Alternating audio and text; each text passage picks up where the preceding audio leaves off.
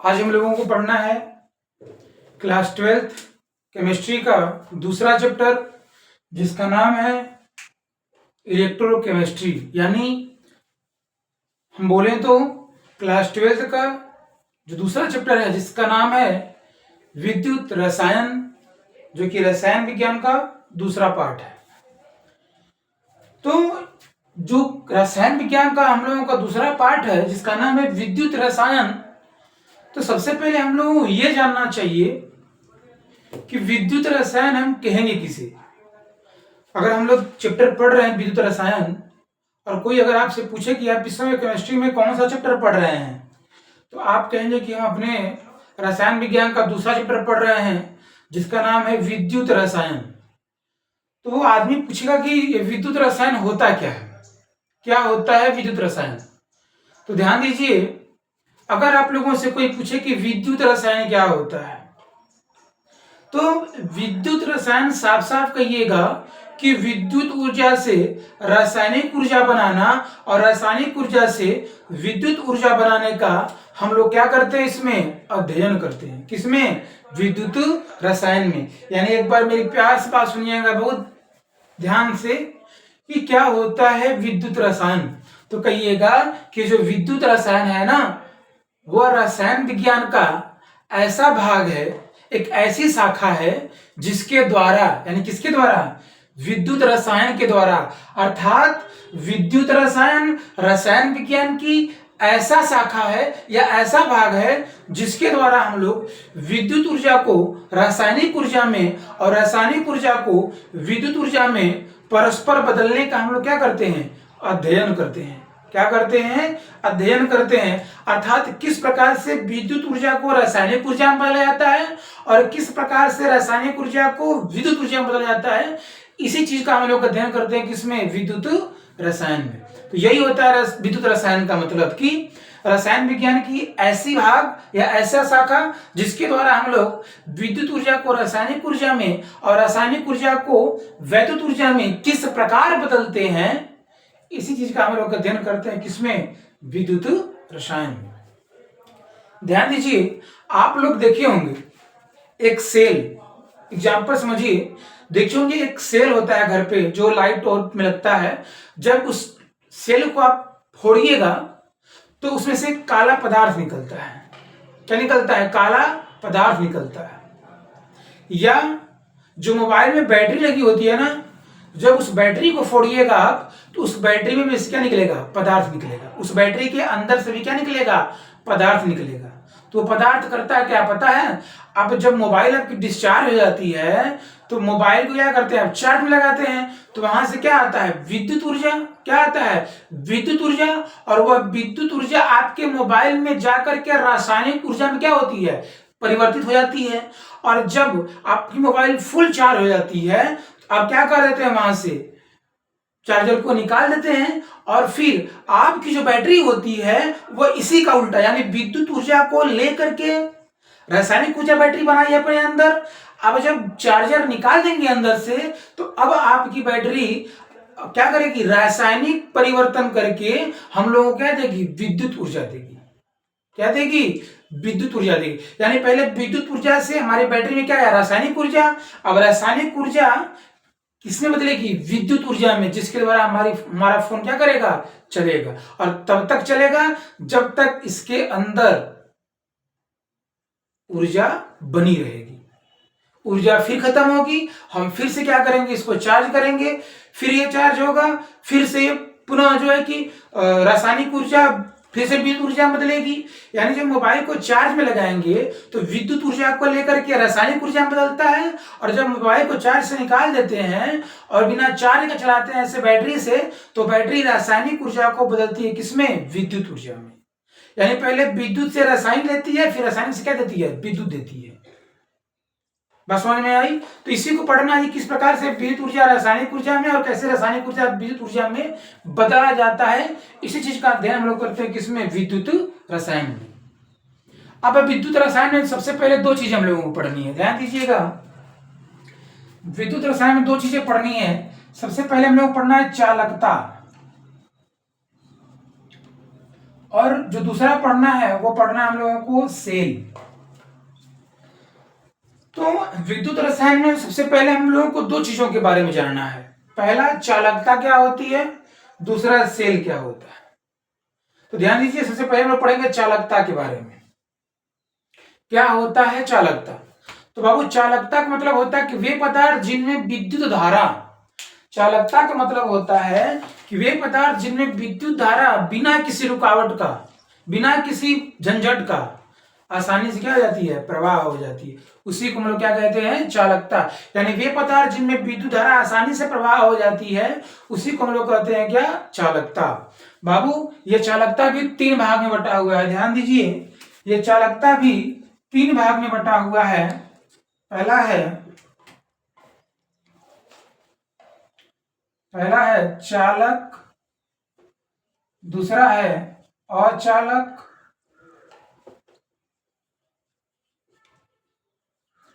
और तीसरा है अर्धचालक।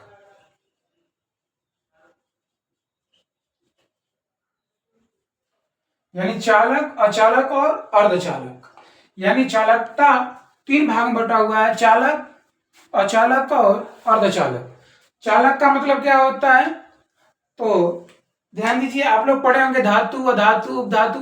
धातु वे पदार्थ होते हैं जो इलेक्ट्रॉन को त्यागते हैं, अपने आप को धराएं बनाते हैं, जिनमें विद्युत धारा आसानी से प्रवाह हो जाती है, उसे हम लोग धातु कहते हैं। तो सेम चीज यहाँ वही है। चालक क्या है, चालक वे पदार्थ होते हैं जिनमें विद्युत धारा आसानी से प्रवाह हो जाती है। जैसे लोहा, चांदी, गोल्ड, एल्यूमिनियम, कॉपर, सिल्वर, ये सभी क्या है, ये सभी चालक है।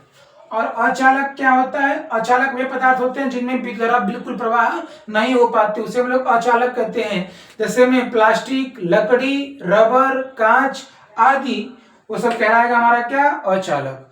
अर्धचालक का मतलब क्या होता है, तो अर्धचालक का मतलब होता है कि वे पदार्थ जिनमें विद्युत धारा कुछ कुछ क्या होती है, प्रवाह होती है। अर्थात हमारे कहने का मतलब यह है कि अर्धचालक का मतलब ये होता है कि ना वो चालक में ही होता है ना वो अचालक में ही होता है, ये दोनों का मिल होता है। यानी कुछ उसमें चालक का भी गुण होता है और कुछ उसमें अचालक का भी गुण होता है, उसी को हम लोग कहते हैं क्या, अर्धचालक। क्या कहते हैं, अर्धचालक। तो ध्यान दीजिए, ना हम लोगों को इस चैप्टर में अर्धचालक पढ़ना है, ना ही हम लोगों को अचालक पढ़ना है। हम लोगों को इस चैप्टर में पढ़ना है किसके बारे में, चालक के बारे में। हम लोगों को पढ़ना है इस चैप्टर में किसके बारे में, चालक के बारे में। तो आते हैं सबसे पहले हम लोग किसके बारे में, चालक के बारे में। ध्यान दीजिए, हम इसको मिटाते हैं और स्टार्ट करते हैं चालक। ध्यान दीजिए, हमने कहा ना कि चालक वे पदार्थ होते हैं जिनमें विद्युत धारा आसानी से क्या होती है, प्रवाह कर जाती है, उसी को हम लोग कहते हैं चालक। चालक दो भाग में बटा हुआ है, ध्यान दीजिएगा, चालक दो भाग में बटा हुआ है। एक है धात्विक चालक, मेटॉलिक कंडक्टर यानी धात्विक चालक, दूसरा है विद्युत अपघटनीय चालक, विद्युत अपघटनीय चालक। ध्यान दीजिए,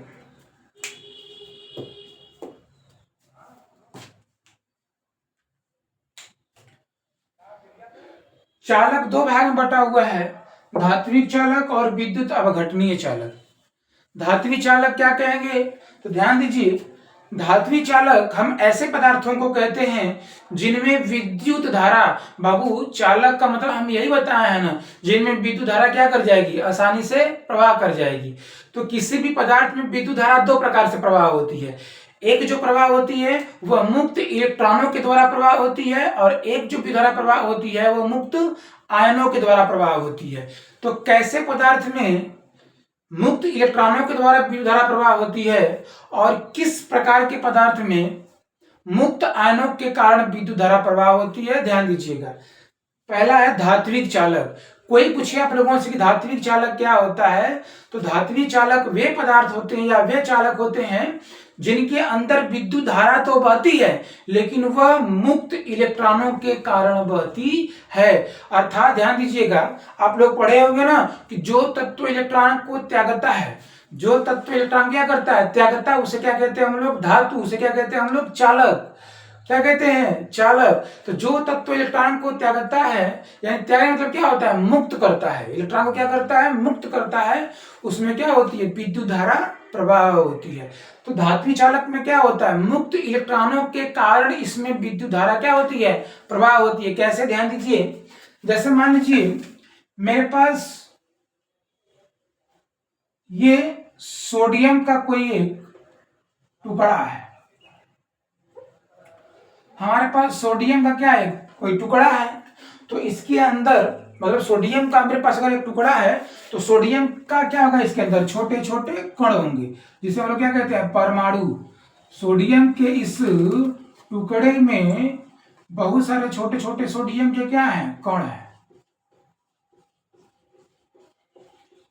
क्या है, कण है। टुकड़ा है किसका भैया, तो यह है सोडियम का। किसका है, सोडियम का। ध्यान दीजिए, सोडियम का हर एक परमाणु क्या करेगा, सोडियम का हर एक परमाणु अपने अंदर से एक इलेक्ट्रॉन क्या करेगा, मुक्त करेगा। कैसे, ध्यान दीजिए। आप लोग पढ़े होंगे कि जो सोडियम होता है इसका एटॉमिक नंबर 11 होता है, और जब मैं इसका इलेक्ट्रॉनिक विन्यास करता हूं तो 2 8 1, यानी सोडियम के बाहरी कक्षा में कितने इलेक्ट्रॉन, एक इलेक्ट्रॉन है। और इस संसार के सभी तत्व चाहते हैं अपने आप में संतुष्ट रहना, और वह संतुष्ट तभी होगा जब उसके अंतिम कक्षा में इलेक्ट्रॉन की तो 0 हो या फिर 8 हो। अगर 0 और 8 की सिवा कुछ और है तो वह कि तो उसको त्यागेगा, कि तो उसको ग्रहण करेगा। ध्यान दीजिए, समझिएगा मेरी बात। यहाँ पे सोडियम के बाहरी कक्षा में कितना इलेक्ट्रॉन है, एक। तो अगर संतुष्ट होने का दो तरीका है, एक संतुष्ट तब होगा जब ये 0 बन जाएगा, और एक संतुष्ट तब होगा जब ये 8 बन जाएगा।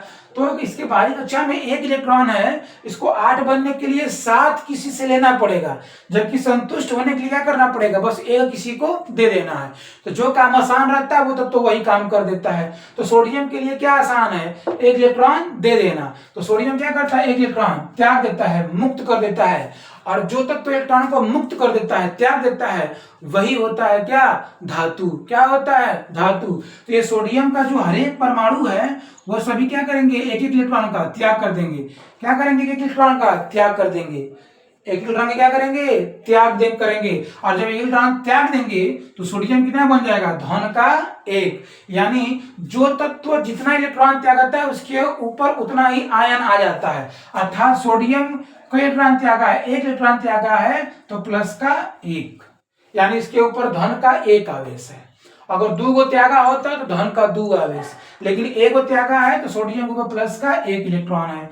तो यहाँ पे सोडियम जब इलेक्ट्रॉनों को त्यागा तो इसके ऊपर कितना आ गया, प्लस का 1 इलेक्ट्रॉन आ गया। कितना आ गया, प्लस का 1 इलेक्ट्रॉन आ गया।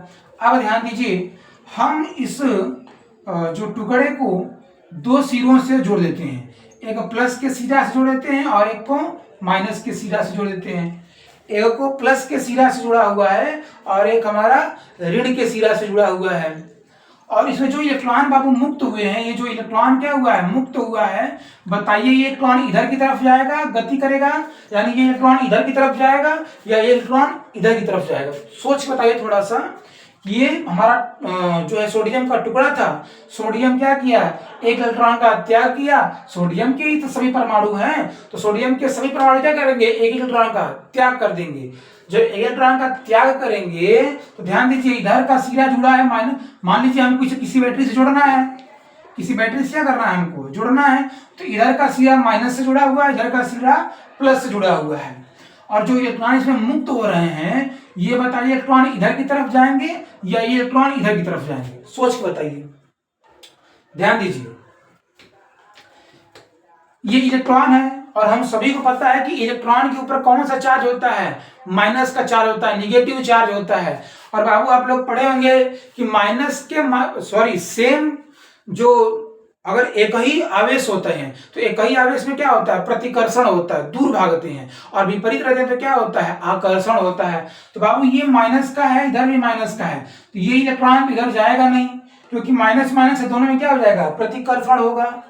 इधर प्लस है, इधर माइनस, इधर आकर्षण होगा। क्या होगा, इधर आकर्षण होगा। इलेक्ट्रॉन किधर बहेगा, इधर की तरफ, यानी धनावेश की तरफ। किधर की तरफ, धनावेश की तरफ, यानी इलेक्ट्रॉनों का प्रवाह किधर होगा, धनावेश की तरफ। इसीलिए कहा जाता है कि माइनस से चलकर ये कहाँ आता है, प्लस की तरफ आता है। ध्यान दीजिए, मेरी बात समझिएगा, इलेक्ट्रॉन किधर की तरफ जा रहा है, धनावेश की तरफ।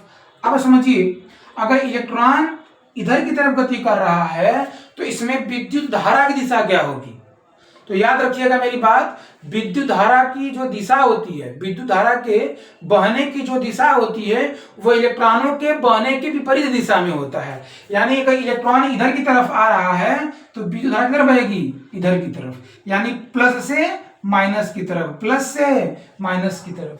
यानी इलेक्ट्रॉनों का प्रवाह होगा धनावेश की तरफ और विद्युत धारा का प्रवाह होगा प्लस से माइनस की तरफ। यानी इलेक्ट्रॉन का प्रवाह इधर है तो विद्युत धारा का प्रवाह इधर है। इसलिए कहा जाता है कि विद्युत धारा का प्रवाह जो होता है इलेक्ट्रॉनों के विपरीत दिशा में होता है। अगर इलेक्ट्रॉन इधर की तरफ आ रहे हैं तो विद्युत धारा इधर की तरफ बहेगी, यानी इलेक्ट्रॉन के विपरीत दिशा में। तो ध्यान दीजिए, इसमें जो विद्युत धारा प्रवाह हो रही है वह मुक्त इलेक्ट्रॉनों के कारण प्रवाह हो रही है। मुक्त इलेक्ट्रॉनों के कारण क्या हो रही है, प्रवाह हो रही है। अर्थात आज के बाद कोई पूछे आप लोगों से कि धात्विक चालक क्या होता है, तो लिखिएगा कॉपी में, धात्विक चालक ऐसे चालक होते हैं या ऐसे पदार्थ होते हैं जिनमें विद्युत धारा बहती है परंतु मुक्त इलेक्ट्रॉनों के कारण बहती है, मुक्त इलेक्ट्रॉनों के कारण बहती है। एक और एग्जांपल देख लीजिए, कोई कहे आप लोगों से Mg या कोई कहे आप लोगों से मान लीजिए Fe यानी कि लोहा, इसमें क्यों विद्युत धारा प्रवाह होती है भैया, क्योंकि इसमें भी क्या होते हैं, मुक्त इलेक्ट्रॉन होते हैं। कैसे, ध्यान दीजिए, इसका एटॉमिक नंबर होता है 6, यानी परमाणु क्रमांक होता है 26। इलेक्ट्रॉनिक विन्यास करेंगे तो 2 8 8 2 10 10 8 18 18 2 20 और 20 8 6 14, यहाँ कितना कर देंगे 14। यानी जो आयरन है उस आयरन के बाहरी कक्षा में कितने इलेक्ट्रॉन है, 2। तो बताइए, इसके लिए संतुष्ट होने के लिए इसे 2 इलेक्ट्रॉन त्याग करके 0 बनना आसान है कि 6 लेकर के 8 बनना आसान है। तो आप कहेंगे कि सर जी 2 दे दे किसी को 0 बन जाए, ये आसान है। तो हाँ, ये बात सत्य है कि जो आयरन है Fe है वह 2 इलेक्ट्रॉन क्या करता है, त्याग देता है। 2 इलेक्ट्रॉन क्या कर देता है, मुक्त कर देता है कि ले जाओ जिसको ले जाना है। 2 इलेक्ट्रॉन क्या कर देता है, Fe लोहा क्या कर देता है, मुक्त कर देता है। और इसी कारण लोहा में मुक्त इलेक्ट्रॉन होते हैं, इसीलिए उसमें क्या प्रवाह होती है, विद्युत धारा प्रवाह होती है। तो याद रखिएगा, आज के बाद कोई पूछे कि धात्विक चालक क्या होता है, तो धात्विक चालक वे पदार्थ होते हैं जिनमें विद्युत धारा प्रवाह होती है परंतु मुक्त इलेक्ट्रॉनों के कारण प्रवाह होती है। किसके कारण, मुक्त इलेक्ट्रॉनों के कारण। दूसरा है हम लोगों का विद्युत अपघटनीय चालक। ध्यान दीजिए, विद्युत अपघटनीय चालक क्या होता है, विद्युत अपघटनीय चालक। तो ध्यान दीजिए, विद्युत अपघटनीय चालक ऐसे पदार्थ होते हैं जिनमें विद्युत धारा प्रवाह होती है परंतु मुक्त आयनों के कारण।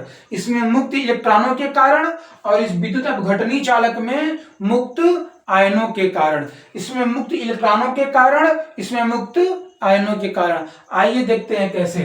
ध्यान दीजिए, विद्युत अपघटनीय चालक कोई पूछे तो ऐसे चालक जिनमें विद्युत धारा प्रवाह होती है परंतु मुक्त आयनों के कारण। किसके कारण, मुक्त आयनों के कारण। अब आयन मुक्त कैसे होते हैं, ध्यान दीजिए। जैसे मान लीजिए हमारे पास एक बर्तन है, इसमें पानी भरा हुआ है,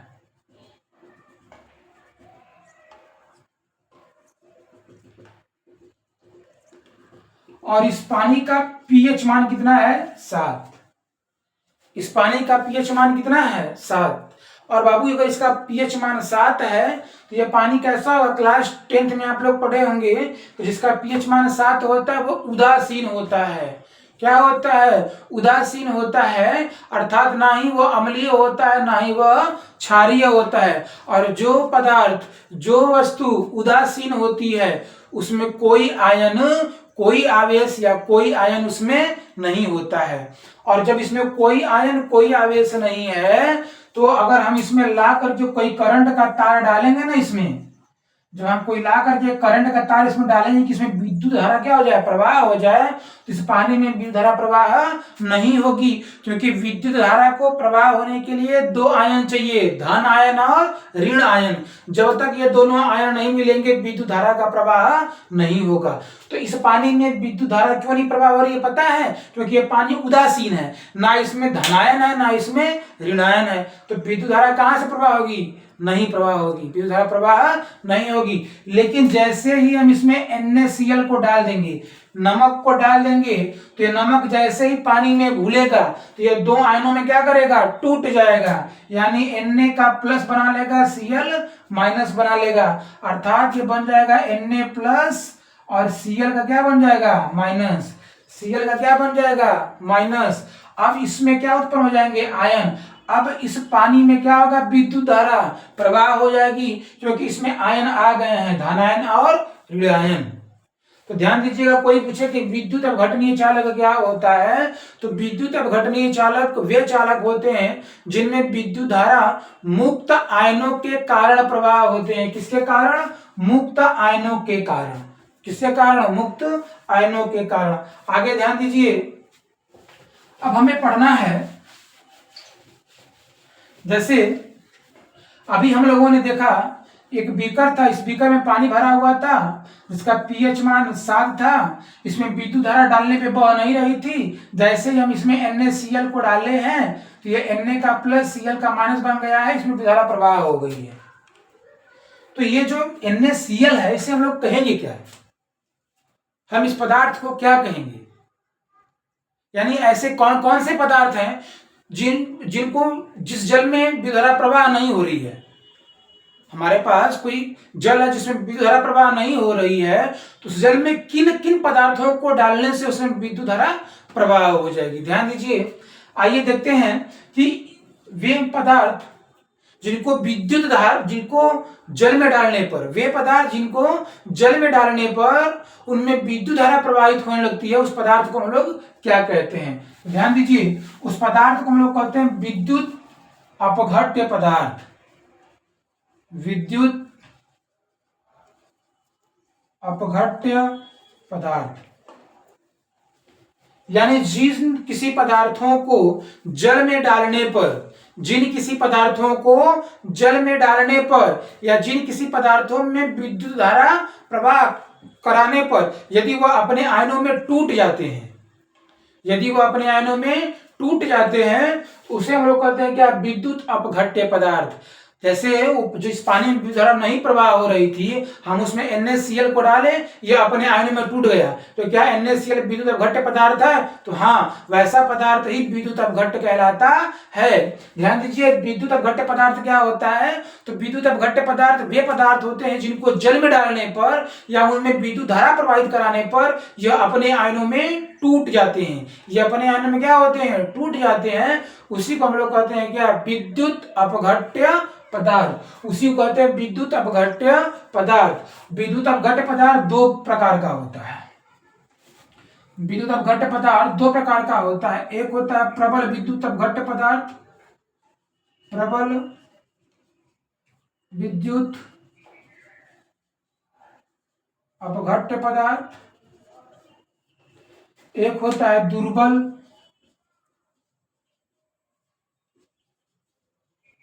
विद्युत अपघट्य पदार्थ। यानी विद्युत अपघट्य पदार्थ वे पदार्थ होते हैं जिनको जल में डालने पर,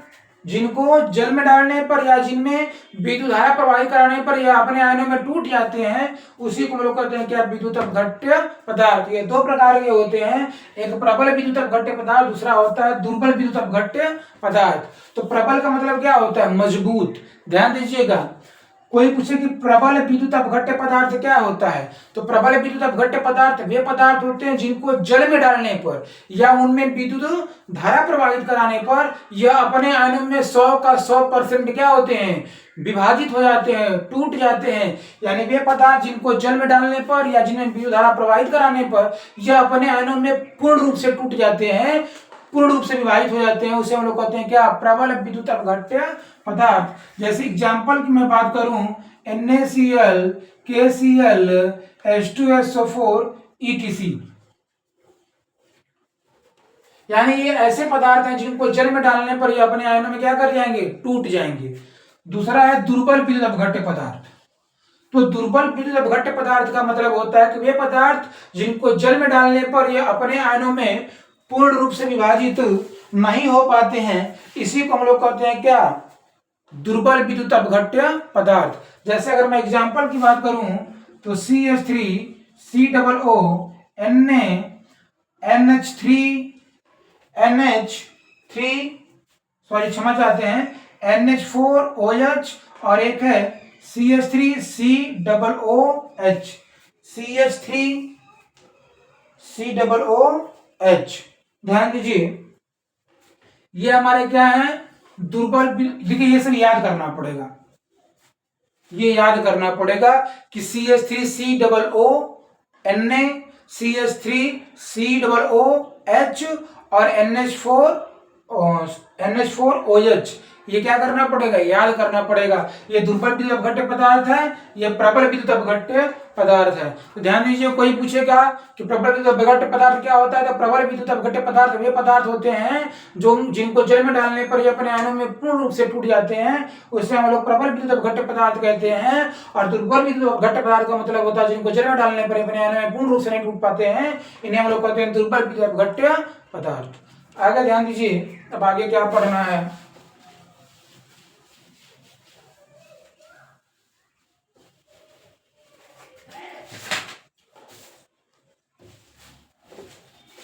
ध्यान दीजिए, हम लोग पढ़ रहे हैं विद्युत रसायन, इसमें हम लोग भी पढ़ रहे थे चालकता को लेकर के, और इधर था हमारा सेल।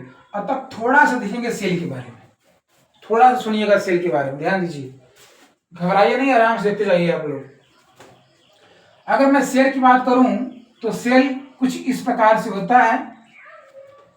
इसमें दो ठो रॉड होती हैं, यानी छड़ होती हैं। एक छड़ कैथोड की होती है, एक छड़ एनोड की होती है। कैथोड की छड़ ऋणावेशित होती है, एनोड की छड़ धनावेशित होती है। इन दोनों छड़ों के बीच की जो दूरी है वह L है, और इनका जो अनुप्रस्थ काट का क्षेत्रफल है। अनुप्रस्थ काट के क्षेत्रफल मतलब क्या होता है, जैसे मान लीजिए कोई एक पदार्थ है और ये इसके ऊपर वाला ये जो भाग होता है यही कहलाता है अनुप्रस्थ काट का क्षेत्रफल। तो इसके अनुप्रस्थ काट का क्षेत्रफल क्या है, A है। क्या है, A। और इनमें बहाना क्या है हम लोगों को, विद्युत धारा। क्या बहाना है, विद्युत धारा। ध्यान दीजिए, ये हमारा क्या है, सेल है। सेल में क्या है, दो रॉड है, एक एनोड की है, एक कैथोड की। कैथोड ऋणावेशित है, एनोड धनावेशित है। इन दोनों रॉडों के बीच की न्यूनतम दूरी L है, और इसका अनुप्रस्थ काट का क्षेत्रफल भी A है, इसका अनुप्रस्थ काट का क्षेत्रफल भी क्या है, A है। ध्यान दीजिए, ये क्या है, सेल। क्या है, सेल। तो जब हम इस सेल को देख रहे हैं, ध्यान दीजिएगा, तो सेल में भी क्या होता है, विद्युत धारा क्या होती है, प्रवाह होती है। सेल में भी क्या होता है, विद्युत धारा प्रवाह होती है। आप देखे होंगे जो सेल होता है ना, उस सेल में भी एक तरफ प्लस का बना होता है चिन्ह, एक तरफ माइनस का बना होता है। तो माइनस वाला क्या होता है, कैथोड होता है, और इधर वाला क्या होता है, एनोड होता है। क्या होता है, एनोड होता है। ध्यान दीजिएगा,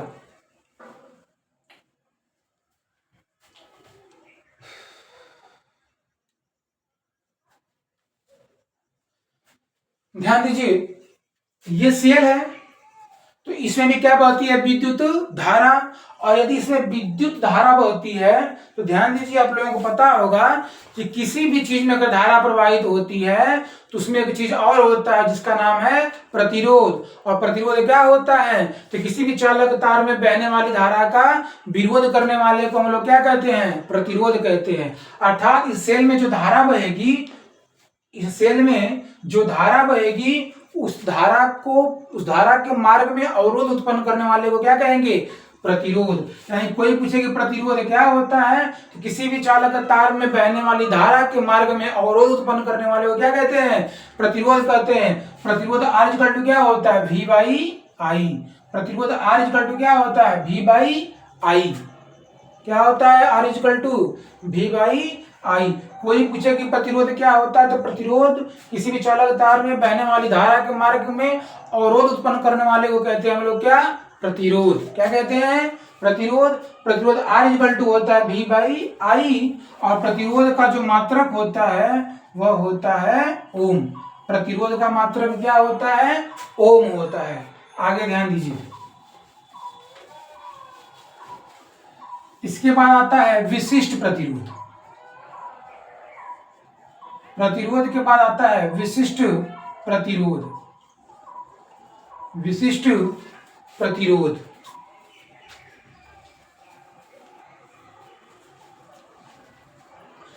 विशिष्ट प्रतिरोध का मतलब क्या होता है, तो ध्यान दीजिए। हमारे पास कोई एक ऐसा चालक पदार्थ हो जिसकी लंबाई 1 इकाई हो, जिसकी लंबाई 1 इकाई हो, तथा जिसका क्षेत्रफल यह भी 1 इकाई या 1 मीटर स्क्वायर हो। 1 इकाई या 1 मीटर स्क्वायर हो। ध्यान दीजिए, हम इसे ऐसे भी कह सकते हैं कि कोई एक ऐसा चालक पदार्थ जिसकी एकांक लंबाई तथा एकांक क्षेत्रफल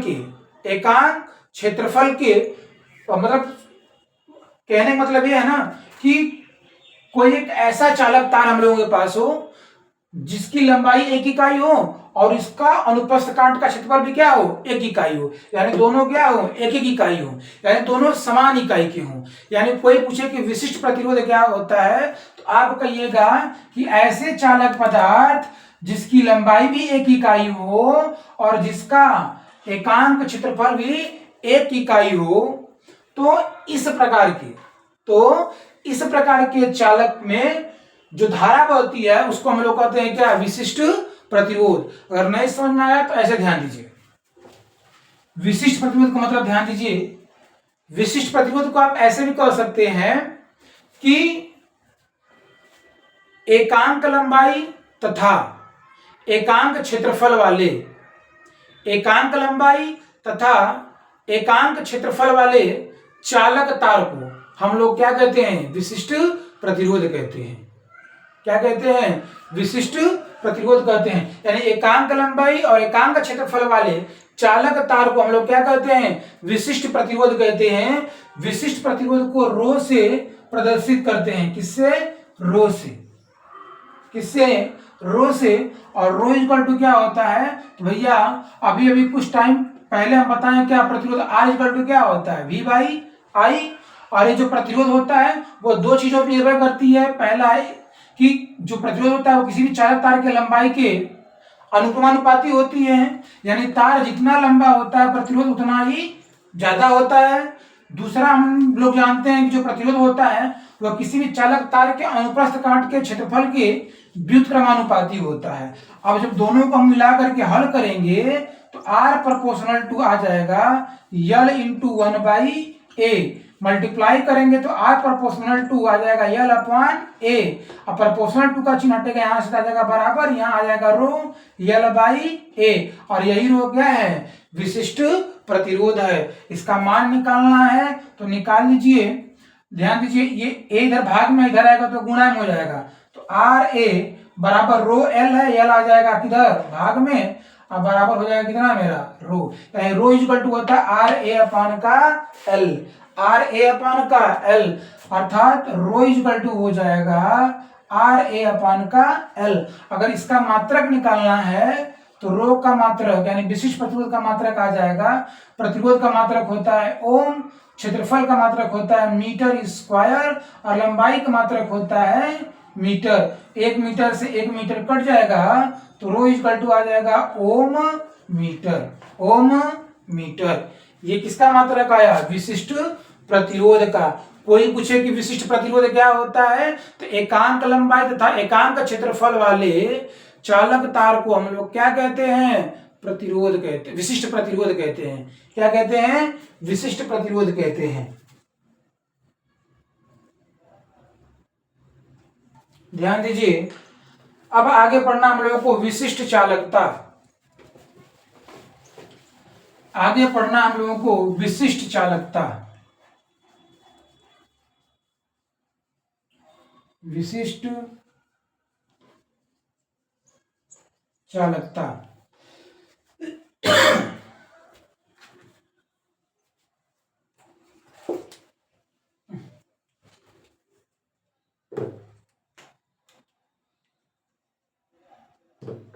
ध्यान दीजिए, विशिष्ट चालकता क्या होता है? विशिष्ट चालकता का मतलब होता है कि विशिष्ट प्रतिरोध के व्युत्क्रम को, विशिष्ट प्रतिरोध के व्युत्क्रम को हम लोग क्या कहते हैं? विशिष्ट चालकता कहते हैं। ध्यान दीजिए, विशिष्ट प्रतिरोध के व्युत्क्रम, तो विशिष्ट प्रतिरोध क्या होता है? हमारा रो, और इसी के व्युत्क्रम को कह रहा है, क्या कहेंगे? विशिष्ट चालकता। इसका व्युत्क्रम क्या होगा? उल्टा कर देंगे, जिसकी बटा में कुछ नहीं उसकी बटा में एक, इसका उल्टा कर देंगे 1/रो, और यही होता है क्या? विशिष्ट चालकता। और विशिष्ट चालकता को के से करते हैं प्रदर्शित, के को कहते हैं कप्पा, और कप्पा इक्वल टू क्या हो जाएगा? 1/रो, क्योंकि रो क्या होता है? विशिष्ट प्रतिरोध होता है, और विशिष्ट प्रतिरोध का व्युत्क्रम कहलाता है क्या? विशिष्ट चालकता। क्या कहलाएगा? विशिष्ट चालकता। अब ध्यान दीजिए, के इक्वल टू हमारा आया 1/रो, और अभी हम लोग रो इक्वल टू निकालेंगे क्या? आर ए अपॉन का कितना? एल। आर ए अपॉन का कितना? एल। तो बाबू अगर हम के इक्वल टू 1/, अगर मैं रो का मान ला के पुट करूं तो आर ए अपॉन का एल, तो यल आ जाएगा ऊपर, तो के बराबर आ जाएगा यल अपॉन का आर ए। ये आ गया हमारा क्या? विशिष्ट चालकता। ये आया क्या? विशिष्ट चालकता। अब अगर इसका मात्रक हम लोग निकालेंगे तो के बराबर एल, एल का मात्रक होता है मीटर, प्रतिरोध का मात्रक होता है ओम, और क्षेत्रफल ए का मात्रक होगा मीटर स्क्वायर। तो यहाँ पे 2 मीटर है, यहाँ 1 मीटर है, तो 2 एगो से एगो यहाँ कट जाएगा, तो के बराबर बच जाएगा हमारा यहाँ मीटर कट गया, ये तो मीटर कट गया, यहाँ बच जाएगा 1/के ओम गुणे 1 मीटर, यहाँ क्या हो जाएगा? बच जाएगा। तो हम इसे लिख सकते हैं के बराबर ये 1/के ओम गुणे मीटर है, तो जब ये दोनों ऊपर आएगा तो हो जाएगा ओम इनवर्स और मीटर इनवर्स, यानी ये मात्रा किसका आ गया? विशिष्ट चालकता का। पेपर में पूछा था कि विशिष्ट चालकता का मात्रक क्या होता है, तो विशिष्ट चालकता का मात्रक होता है ओम इनवर्स मीटर इनवर्स। क्या होता है विशिष्ट चालकता? तो विशिष्ट प्रतिरोध के व्युत्क्रम, विशिष्ट प्रतिरोध के व्युत्क्रम यानी 1/रो को हम लोग कहते हैं क्या? विशिष्ट चालकता। क्या कहते हैं? विशिष्ट चालकता। आगे ध्यान दीजिए, आगे हम लोगों को देखना है चालकत्व। ध्यान दीजिएगा, इंपॉर्टेंट है चालकत्व। चालकत्व क्या होता है? तो प्रतिरोध के व्युत्क्रम को हम लोग कहते हैं क्या? चालकत्व। प्रतिरोध के व्युत्क्रम को हम लोग क्या कहते हैं? चालकत्व। प्रतिरोध के व्युत्क्रम को क्या कहेंगे? चालकत्व। प्रतिरोध होता है आर, इसका व्युत्क्रम निकालेंगे तो 1/r, और इसी को कहेंगे क्या? चालकत्व। चालकत्व को सी से करते हैं प्रदर्शित, और सी इक्वल टू क्या हो जाएगा? 1/r, क्योंकि प्रतिरोध आर होता है, और प्रतिरोध के व्युत्क्रम को भी हम लोग, प्रतिरोध के व्युत्क्रम को हम लोग कहते हैं क्या? चालकत्व। यानी सी इक्वल टू क्या आ जाएगा? 1/r। आर क्या है हमारा? प्रतिरोध, और प्रतिरोध का मात्रक क्या होता है? ओम। तो हम लोग लिख सकते हैं सी बराबर 1, अगर इसका हम लोग मात्रक निकालें तो C बराबर 1/के R है, तो R का मात्रक क्या हो जाएगा? ओम।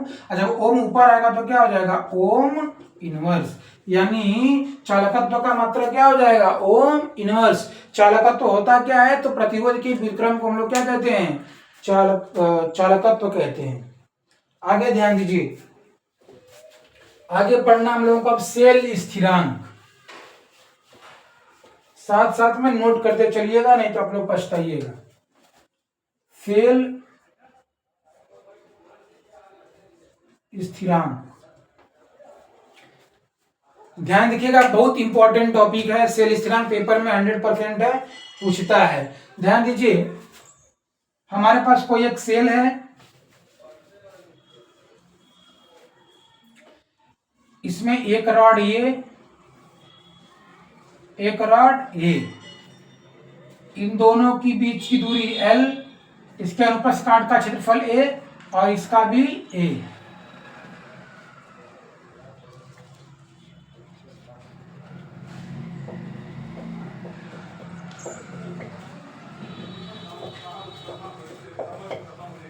ध्यान दीजिए, सेल स्थिरांक क्या होता है।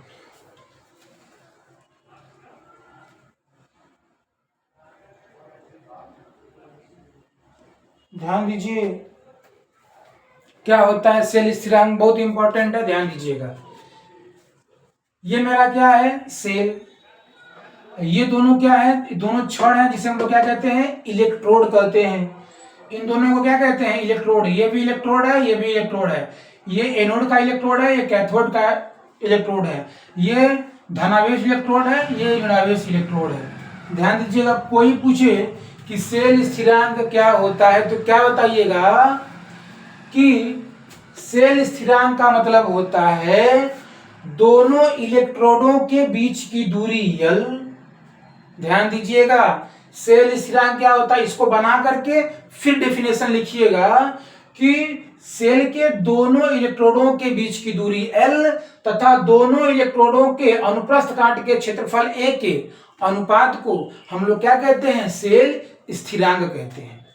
फिर से सुनिए, दोनों इलेक्ट्रोडों के बीच की दूरी L, दोनों इलेक्ट्रोडों की बीच की दूरी L तथा दोनों इलेक्ट्रोडों के अनुप्रस्थ काट के क्षेत्रफल A के अनुपात को हम लोग क्या कहते हैं, क्या कहते हैं, सेल स्थिरांक कहते हैं। और सेल स्थिरांक को यक्ष से प्रदर्शित करते हैं, यक्ष से प्रदर्शित करते हैं। यानी कोई पूछे कि सेल स्थिरांक क्या होता है, तो सेल के दोनों इलेक्ट्रोडों की बीच की दूरी L तथा दोनों इलेक्ट्रोडों के अनुप्रस्थ काट के क्षेत्रफल के अनुपात को हम लोग क्या कहेंगे, सेल स्थिरांक कहेंगे। इसको प्रदर्शित करते हैं किससे, यक्ष से। तो यक्ष बराबर हो जाएगा दोनों इलेक्ट्रोडों की बीच की दूरी L, अनुपात का मतलब क्या होता है, भाग। क्या होता है, भाग। आप ऐसे भी लिख सकते हैं, दोनों इलेक्ट्रोडों के बीच की दूरी L तथा दोनों इलेक्ट्रोडों के अनुप्रस्थ काट के क्षेत्रफल के अनुपात को हम लोग क्या कहते हैं, सेल स्थिरांक कहते हैं। और हम इसे ऐसे भी लिख सकते हैं, L by A, L by A, x बराबर L बाई ए, x बराबर L बाई ए। अगर इसका मात्रक निकालना है तो x बराबर लंबाई का मात्रक होता है मीटर, क्षेत्रफल का मात्रक होता है मीटर स्क्वायर। तो 1 मीटर से 1 मीटर कट जाएगा, तो x बराबर आ जाएगा मीटर इनवर्स, मीटर इनवर्स। ये है सेल स्थिरांक। ध्यान दीजिए, दोनों इलेक्ट्रोडों की बीच की दूरी L तथा दोनों इलेक्ट्रोडों के अनुप्रस्थ काट के क्षेत्रफल A के अनुपात को हम लोग कहते हैं क्या, सेल स्थिरांक। आगे पढ़ना है हम लोगों को,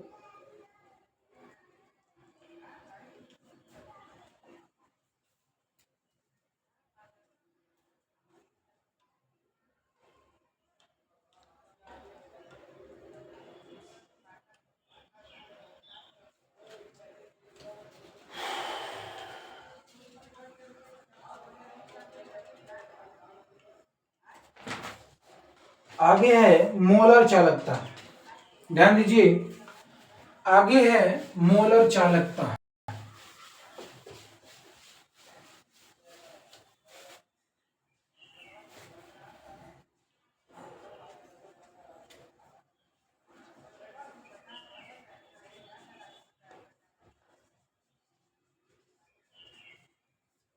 ध्यान दीजिए, मोस्ट इंपॉर्टेंट है मोलर चालकता।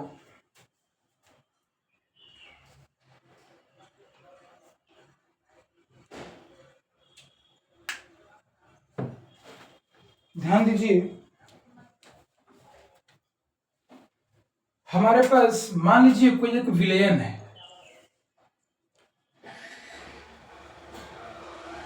हमारे पास कोई एक विलयन है और वह है कितना, 1 मोल है। 1 मोल विद्युत अपघट्य वाले विलयन है। 1 मोल विद्युत अपघट्य वाले विलयन है। अपघट्य वाले विलयन।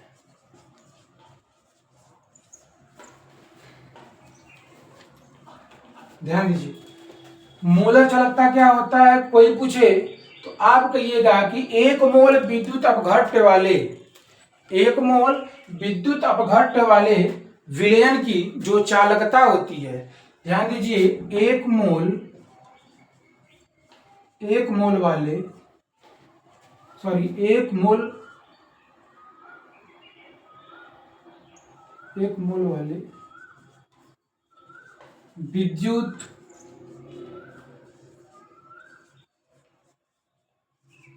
अपघट्य विलयन की चालकता मोलर चालकता कहलाती है। यानी 1 मोल विद्युत अपघट्य वाले विलयन की जो चालकता होती है, 1 मोल विद्युत अपघट्य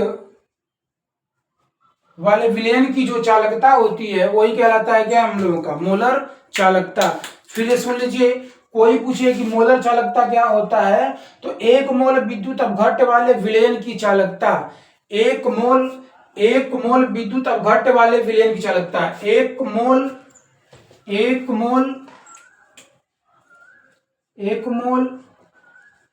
विद्युत अपघट्य वाले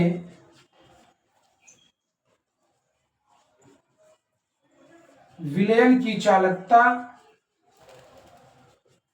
मोलर चालकता कहलाती है।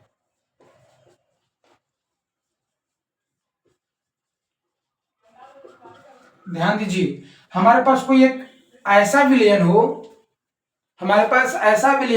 कैसा, 1 मोल विद्युत अपघट्य वाला हो।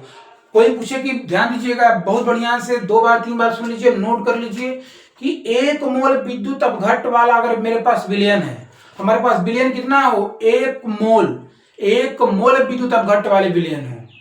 कैसा हो, 1 मोल वाले विद्युत अपघट्य विलयन हो और उसकी जो चालकता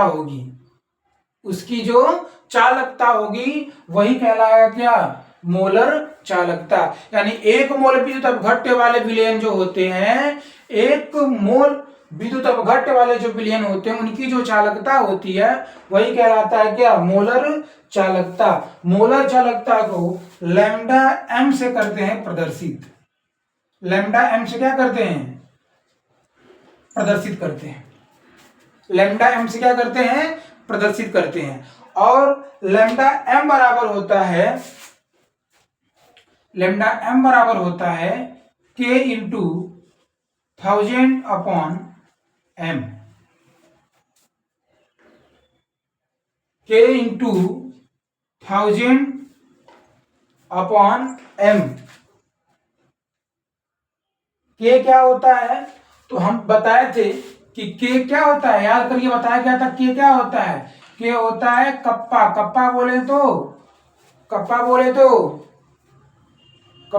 तो क्या होता है, विशिष्ट चालकता। क्या होती है, विशिष्ट चालकता।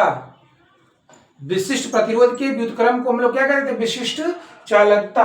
अगर मुझे इसका मात्रक निकालना हो तो लैम्डा एम, विशिष्ट चालकता की मात्रा क्या निकाल लेते हम लोग, ओम इनवर्स मीटर इनवर्स, इसका कोई मात्रक नहीं है, मीटर एम है, सॉरी ये मेरा मोल है, और मोल का ये मेरा मोल है, एम क्या है, मोल है।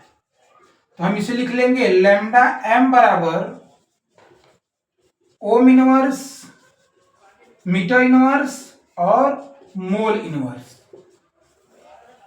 ध्यान दीजिए, फिर समझिए इसको एक बार से। मोलर चालकता क्या होता है, तो 1 मोल विद्युत अपघट्य वाले विलयन की चालकता मोलर चालकता कहलाती है। इसे लैम्डा एम से प्रदर्शित करते हैं और लैम्डा एम बराबर K इंटू 1000 बटा जी क्या m क्या है मोल है, क्या है मोल है, तो लैम्डा m। K क्या होता है कप्पा, कप्पा बोले तो विशिष्ट चालकता, विशिष्ट चालकता बताया गया था ना कि K होता है K इक्वल टू क्या होता है 1/रो, तो K बराबर 1/रो, रो का वैल्यू पुट करिए या मत करिए डायरेक्ट निकाल लीजिए। ये क्या होता है विशिष्ट प्रतिरोध का व्युत्क्रम को हम लोग क्या कहते हैं मोलर चालकता कहते हैं, क्या कहते हैं मोलर चालकता कहते हैं। और हम बाबू इसका जब मात्रक निकाले थे तो हम लोग यही निकाले थे ना, ध्यान दीजिए कि जब K इक्वल टू 1/रो किए थे हम लोग तो K बराबर 1/रो। अब इसके जगह हम लोग रख लिए थे क्या R अपॉन का L, तो K बराबर L कहाँ आ गया था ऊपर, R A नीचे, तो K बराबर L का मात्रक क्या मीटर, R क्या होता है ओम, A क्या होता है मीटर स्क्वायर, इससे कट गया था तो ओम जब ऊपर यहाँ पे एक बचा था, ओम ऊपर आएगा तो हो जाएगा ओम इनवर्स और मीटर आएगा तो मीटर इनवर्स। यानी कि यहाँ कप्पा यानी विशिष्ट चालकता का मात्रा क्या होता है पीछे करके देख लीजिएगा, ओम इनवर्स मीटर इनवर्स और मोल नीचे है, ऊपर आएगा तो क्या हो जाएगा मोल इनवर्स, क्या हो जाएगा मोल इनवर्स। आगे चलिए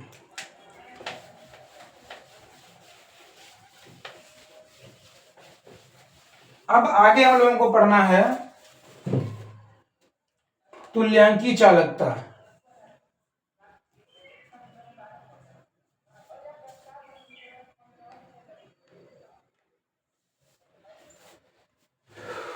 रहने दीजिए, यहां से कल पढ़ेंगे, तुल्यांकी चालकता से हम लोग कल पढ़ेंगे। इतना काफी है, काफी भूख प्यास भी लगा हुआ है। इतना जितना पढ़ाया गया उसको नोट करिएगा, बाकी कल आते हैं तो तुल्यांकी चालकता से कल पढ़ेंगे।